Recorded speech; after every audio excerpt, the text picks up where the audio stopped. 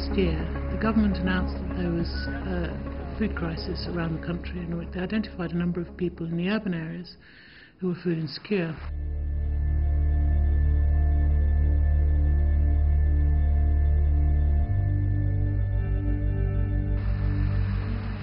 We've been partnering with Oxfam since last year in a food security project, whereby our main role was to help the community identify the target group and the beneficiaries for the food security project. We arranged for focus group discussions with the community people, told them what the project was all about, and together they were able to identify the people who should benefit from this project. We were able to identify 3,000 households. Tumiwa pesa sasa tukakuwa kuchimba huko kwa reli. Mimi naona nikipata hiyo pesa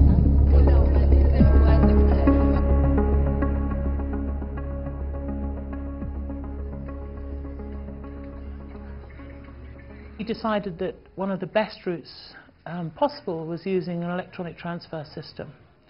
And one of the ones that was available to us was a system called Mpesa.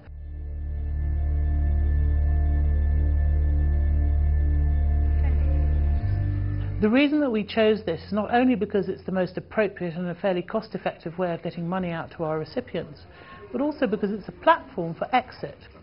By having a mobile phone or a SIM, you are potentially able to do other things with that. You can link to microfinance, for example, and then borrow some money and then try and trade your way out of some of the poverty that you're in.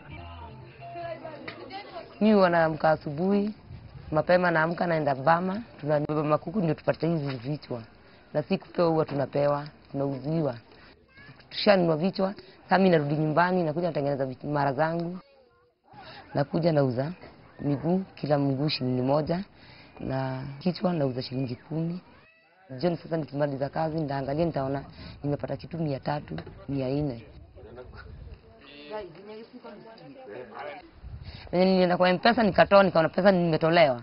Nimepewa pesa 1,500. Nilishukuru sana. Nikanunua unga, sukari, majani, mchele, mimi 1,000 nikatumia, nikabakisha 500. Mimi 500 nikasema naenda hii pesa na rudi nayo kazi. Mimi kazi yangu ilikuwa na kunywa na leo na lala, nakuja na lala nikishashika. Na kunywa na lala.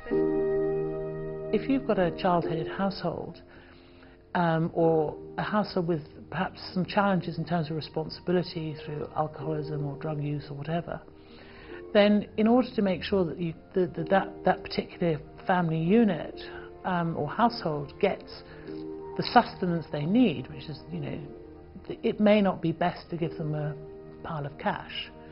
In rare situations, it may be best to give them food or a food voucher to make sure that the food actually gets on the table.